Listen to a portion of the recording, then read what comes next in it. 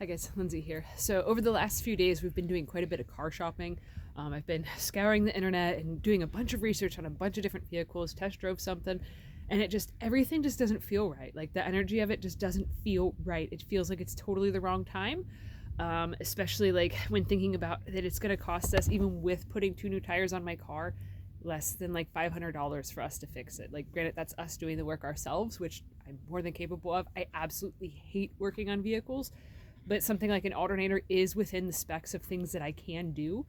Obviously, I just had the farm hand a couple days ago help me change out the starter, in the SUV. So I mean, it's when we talk about being frugal and self-sufficient, like the amount of poverty that me and Tracy have had to live through in our lives has made it so we're basically like bulletproof in terms of, yeah, I shouldn't say that because like people said that the Titanic wouldn't sink, but like, you know, because of us living so poorly and so frugally and not having enough money, it taught us and forced us to have these skills and abilities to fix pretty much any and everything that comes our way.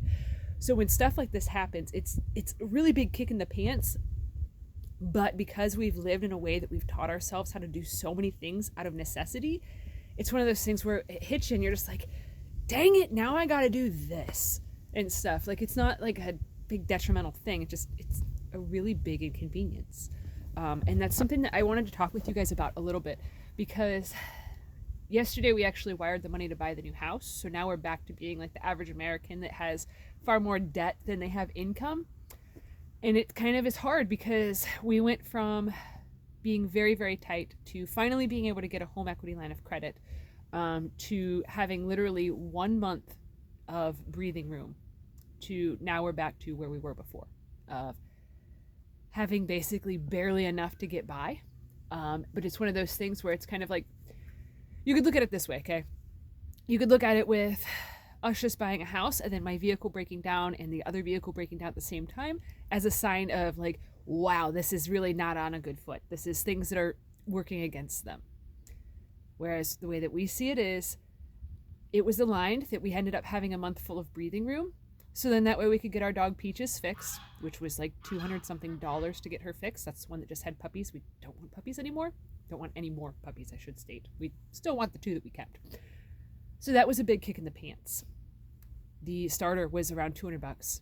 Another kick in the pants. The alternator for my car, $250. Another kick in the pants. Get new tires, close to $200. All of that equals out what the home equity line of credit saved us last month, like in our monthly payments. So it's kind of funny that it's like, okay, these things shifted and then we had all these calamity things break down when we actually had just barely enough that we could actually make it by.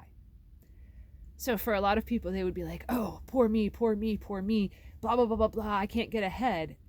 But the way that our lives have turned out, like it literally is every single time that something comes up and we have more money or there's breathing room financially, then it's like a huge kick in the pants comes. And it's like, for a while, we used to think every time we had money that we shouldn't want to save money. We shouldn't want to have money because every time that we had it, it then disappeared very, very quickly. Things kept breaking down, all of this stuff. For a while, we did not like having money because of that's always what happened. But a couple years ago, I had stopped and I had thought about it and I was like, wait a second. That's just how we've been provided for. That's how we've been looked out for, is that, some random Christmas bonus or some random thing comes in at the exact time that we need it and then pays for the alternator, pays for, new shocks for a vehicle, or pays for this or pays for that. So it's all about perspective, I suppose. So yeah, this video is kind of all over the place. It's very cold. My ears are freezing. Oh, hello, puppy. Oh, hello, Ruby Dooby.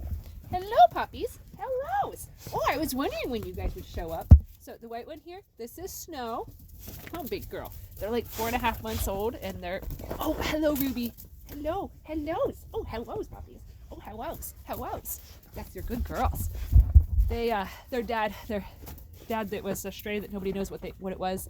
The vet is thinking that it's probably like a Great Dane or a Mastiff because they're already like the same size as their mom. Their mom was like 45 pounds.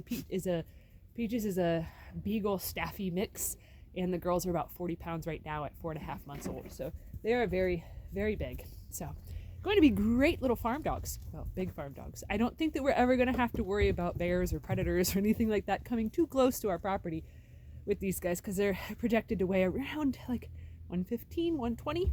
So they're gonna be pretty big. So that's gonna be exciting to watch them grow. I know, Snow. I know, puppy. I know. I will take you inside. So I gotta go. Thanks for watching. Have a good one, guys.